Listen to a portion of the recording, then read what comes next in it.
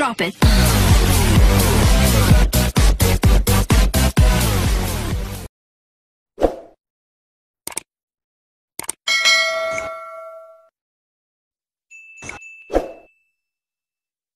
Po guys, so magandang araw sa inyo. Welcome to my channel. So another day, another vlog na naman. So ang pag-usapan natin ngayon is yung pag-unbox ng ating Wi-Fi. So meron akong unang Wi-Fi, no.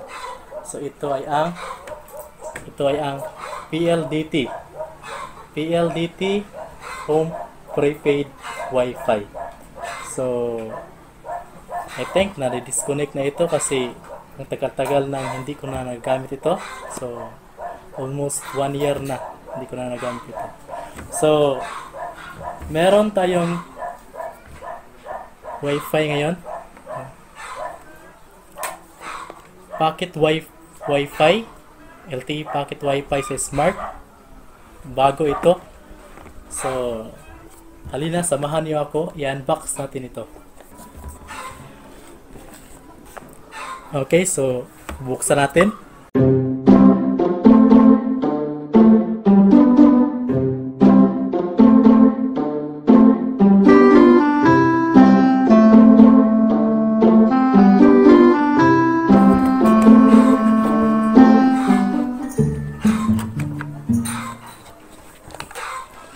Okay, so ito na siya. Smart Bro LTE. So ito yung kaniyang mukha. Kita nyo?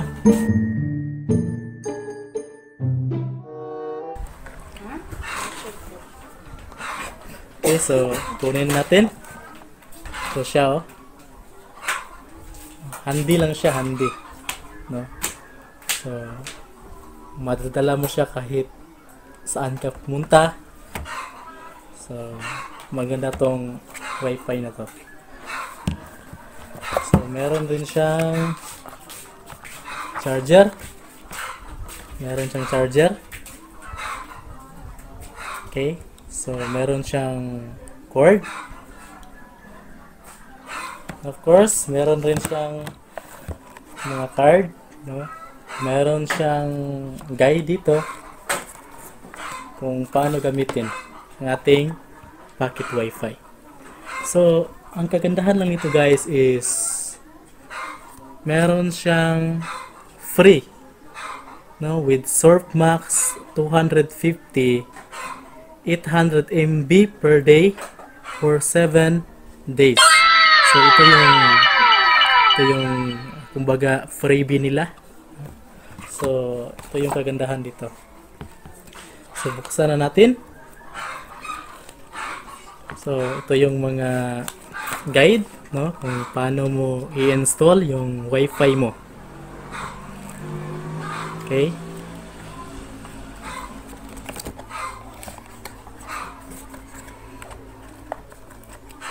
At meron rin siyang ano bang tawag dito?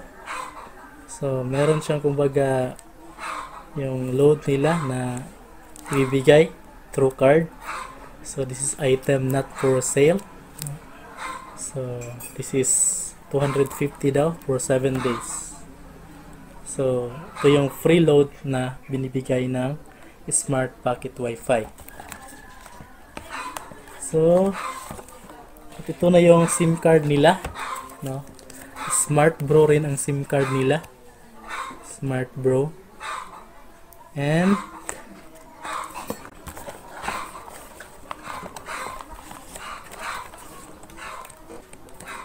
of course, meron silang warranty card. Meron silang binibigay na warranty card at quick start guide, no?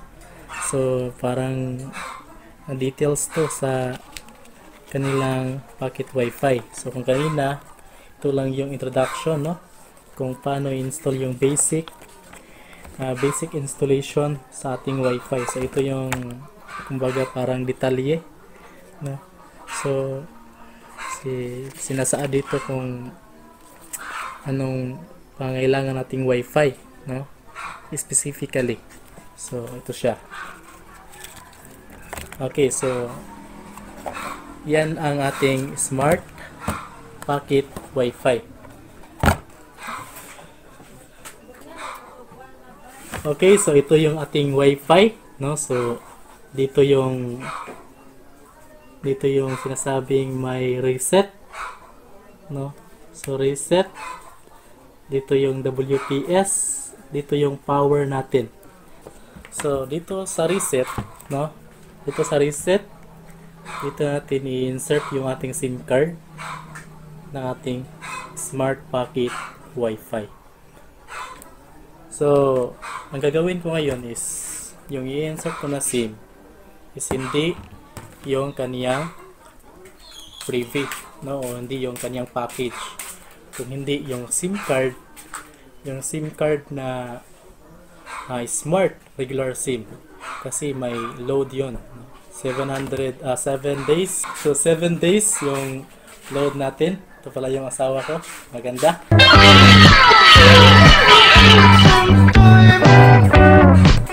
Okay, so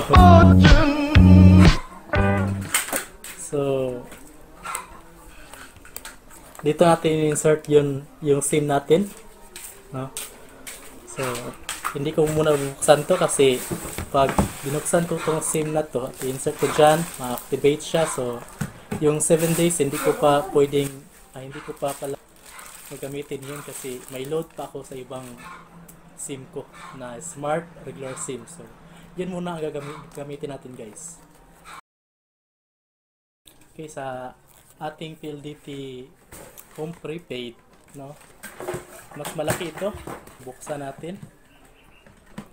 I think mga 3 times ko lang ito nagagamit kasi medyo naman mahal, no? May kamahalan siya, hindi mo talaga ma-enjoy pag YouTube lover ka. Kasi nga, yung mga promos nila, 50 lang for 1.3 gig. Though meron siyang add-ons pero ang dali lang talaga maubos. So hindi ko masulit yung video dito. Pero hindi ka talaga magsisi nito, no? So ito yung sawa kong masungit. Okay, so ito yung wifi ko. Malakas siya, I think 40 Mbps ito. So malakas talaga siya. Kung mag-YouTube ka, hindi ito mag-loading, no? Minsan mag-loading pero mostly yung ginagamit ko na siya, hindi ito nag-loading. Ang problema nga lang, yung 10 gig na freebie nila, mga isang araw ko lang naubos, no? Ang lakas kumain ng MB niya, ang lakas kumain ng data. So kung YouTube, kung video lover ka, hindi ka talaga ma-enjoy ito. Okay, so ngayon ang insert ko dito is yung SIM card na regular SIM. Regular SIM na SIM card.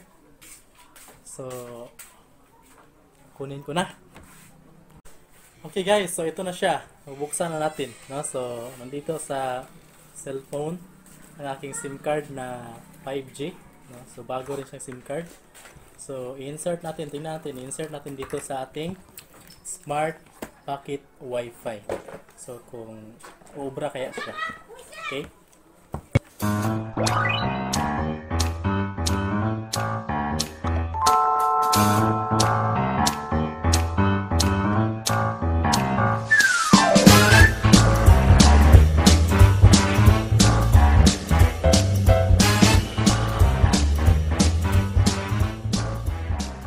Okay, so ito ang SIM card natin, no?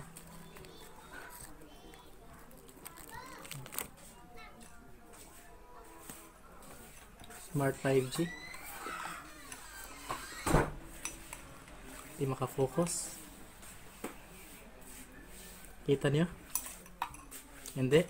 Hindi ko rin nakita eh.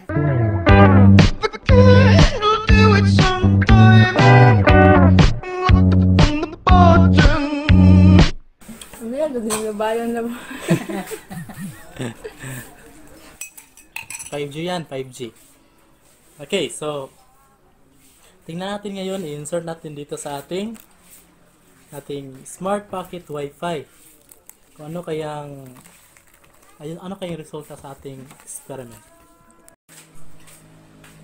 Okay, so kailangan natin siya ng regular SIM slot, no? Kasi nano yung SIM card ko. So ito nano. So kailangan ko siya ng regular SIM slot.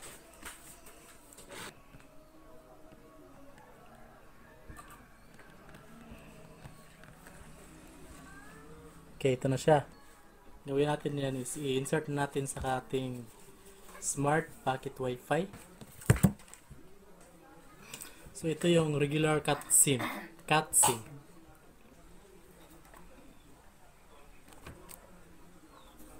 Okay, so ito na siya. So pag ganun yung papasok natin.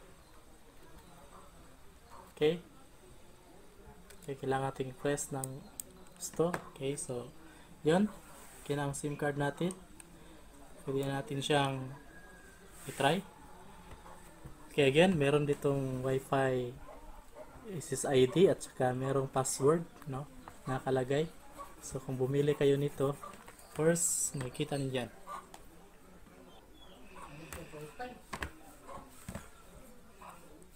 So, of course, ang charger natin, cord, kailangan nating baklasin.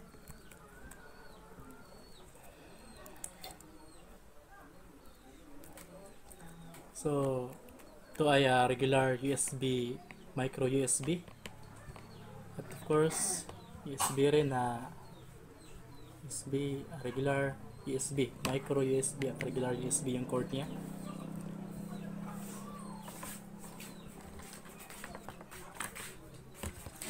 Ito yung charger natin sa ating Wi-Fi. So, i-try natin ngayon siya kung gagana kaya siya.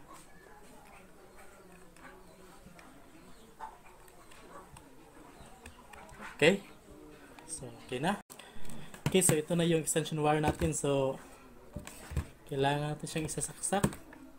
Try natin kung gagana kaya.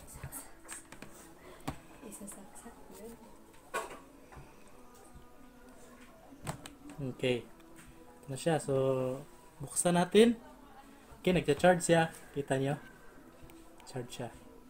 So, i-try natin ngayon, no, na i-power on. So, power on natin. Ito, power on.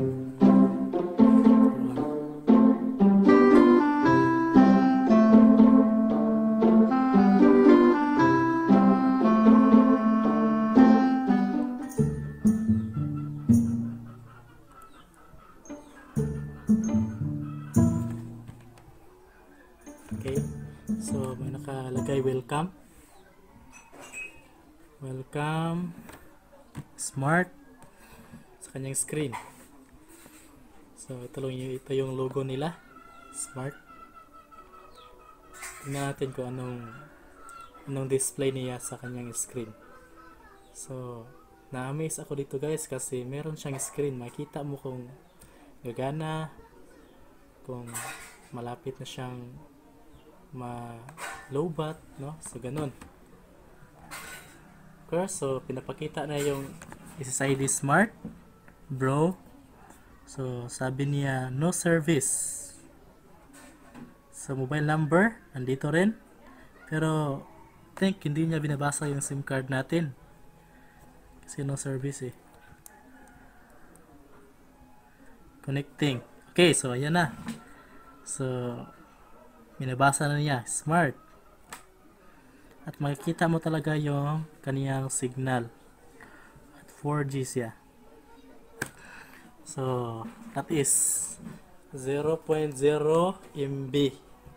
0.0 MB. So, try natin yung on. 0.0 MB. So, ang gawin natin ngayon is try natin na kumonekta dito. Okay. Try natin na kukonekta dito. gamit ang ating cellphone na Oppo. Android phone na Oppo.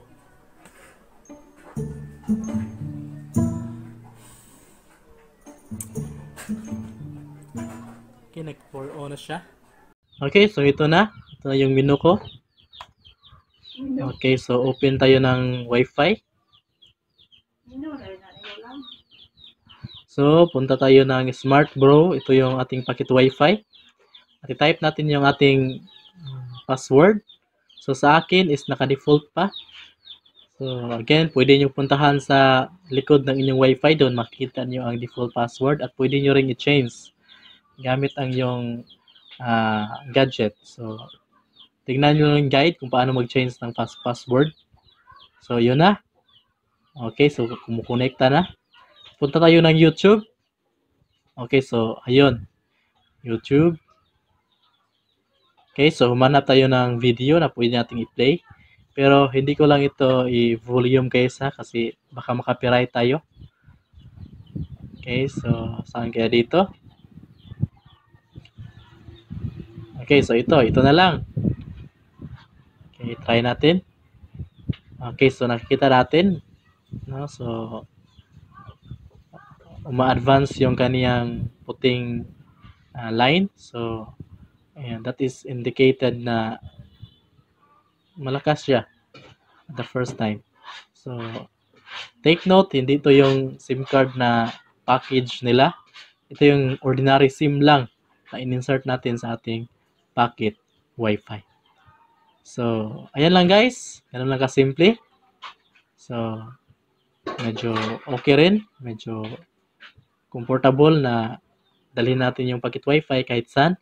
So, kung gusto nyong bumili sa mga store, pwede kayong makakabili. Mura lang naman. That is 1,295. So, ayun lang guys. So, thank you for watching this unboxing vlog.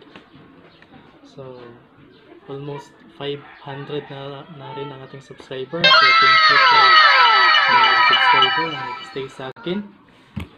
So, malaki talagang pasalamat ko sa inyo guys. Goal natin is paabuti natin ito ng 1,000 of subscribers, no? And of course, 4,000 of watch hours. So, ito yung goal natin, no? So, sana samahan niyo ako sa panahon na mag-upload tayo ng video. And of course, magtulungan tayo dito. Thank you. Salamat. Shout out nga pala kay Ma'am Wendy Rubin. Siya yung isang taong tumulong sa aking channel.